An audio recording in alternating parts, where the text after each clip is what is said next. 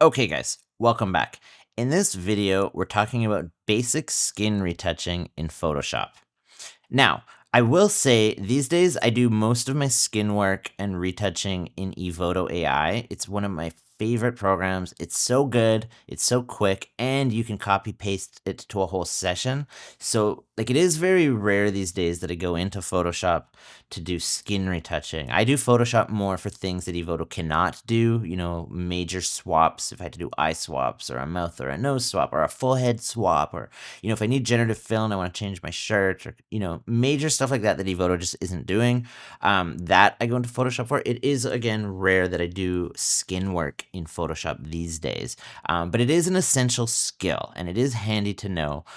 So I'm gonna show you just some of the basics. Okay, so what we're gonna do is we need to grab what's called the healing brush to do this one. That's on the left here, called healing brush tool. Okay, but before I go too far, you do want to do this stuff on its own layer. It's important you do this stuff on its own layer, because if you don't like what you did and you want to delete it, you don't want to destroy the original image here. Okay, this background image. So the way to do that is to go down here on the bottom right, and this little box with a plus sign is called create a new layer. So I'm going to click on that. And then now you'll see that I have a layer enabled, okay? So now I'll do my skin work. And why that's handy is because then we could also toggle it off and on and see your before and after, okay? So over here, back on the left, just verify that, yes, we have our healing brush tool chosen. Now, what we're going to do is let's zoom in so we can see what we're working with, okay? So I'm just pinching my trackpad to zoom in and out and move myself around. Now, when you have healing brush enabled, first of all, your square brackets, like in the other brush video, your square brackets make your brush bigger or smaller, okay? So you do want to choose the appropriate brush size. So in this case, I'd like to make the brush about the size of that mole, but slightly bigger. Okay, so something like that. Now, I want to go over here and make sure that the hardness is not perfectly hard, because I don't want the edges to be so abrupt. So I'm going to bring it down to 4, 5, sometimes maybe even as low as 1. Let's do 3. No, 4 it landed on. I'll stick with that. That's fine.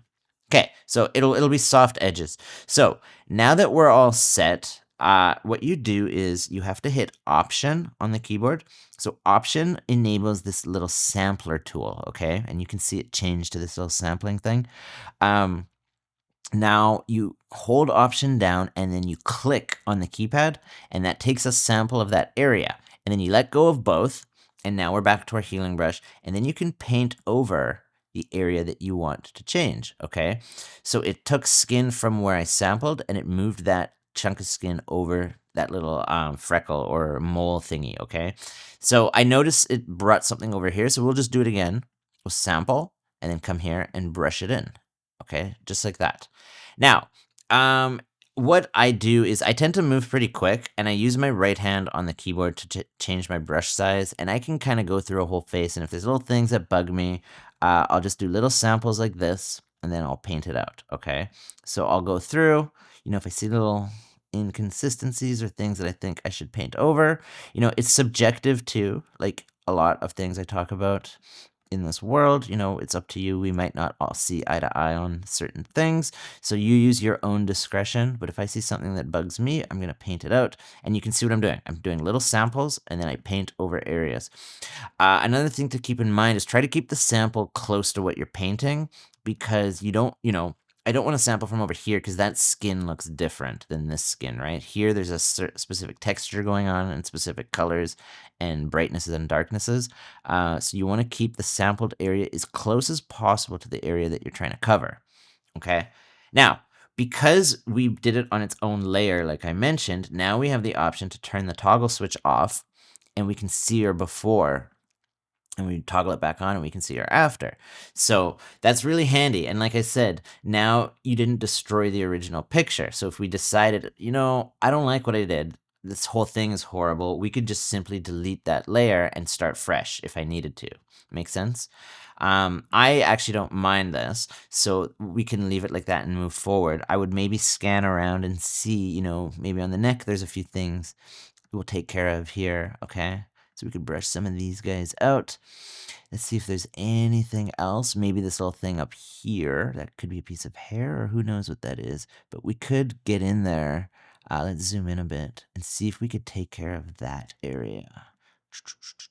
You just got to go a little slower here and fine tune it like that. Maybe go a little closer.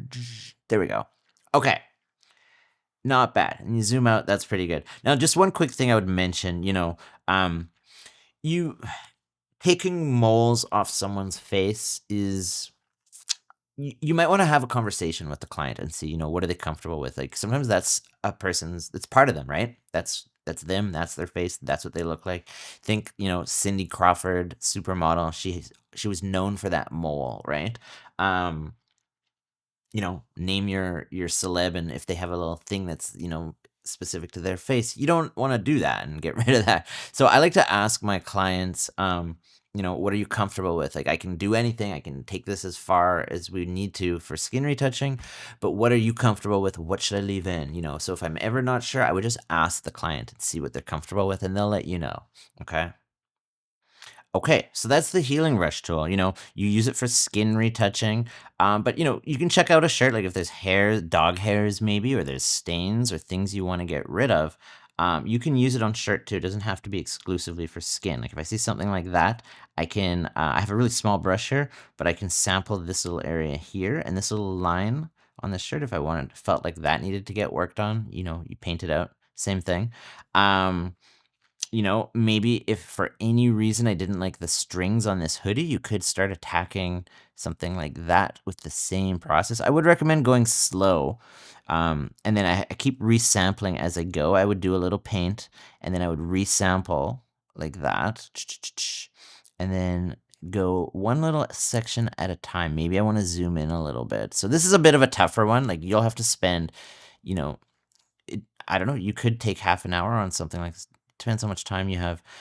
Like if this was something that was bugging you, or if your client requested it. Well, something like this, if your client requests to remove something, a string like that, that's a major Photoshop deal. I would charge for something like that. Like I wouldn't take images into Photoshop and do major reconstruction for $0. If you were doing this professionally for a client, I would charge for major Photoshops, and even if it's not expensive, your time should get compensated for. So, but yeah, if I was going to do that, I would just go one little section at a time. We got to deal with that little spot here. So I'm kind of jumping around, but you can see, this is time consuming stuff, but it worked decent. Not too bad. If I felt like, this is going to take me all day, I really don't want to have to do this manually. The other way to tackle something like that would be to just use generative fill. Okay. So if that was the case, now I taught you that in a different video, but you would just hop over here to your lasso tool. Okay. You would just, make a selection like this, and you may not have to do the manual healing brush thing. Maybe generative fill could just help us out a little bit. Okay. And I suspect it's going to be pretty darn good. So that would be the way to do it. But you could do it with healing brush too, now that you know how to do that. Yeah, see, generative fill was made that way quicker. But in the past, before generative fill existed, generative fill wasn't a thing just a few years ago. You had to do this stuff manually. So, it's an essential skill, which is why I think making this video is important. And that's it. Okay, so your healing brush, it lives over here on the left. There are all sorts of other brushes, but the main one I wanted to talk about in this video was healing brush for skin retouching.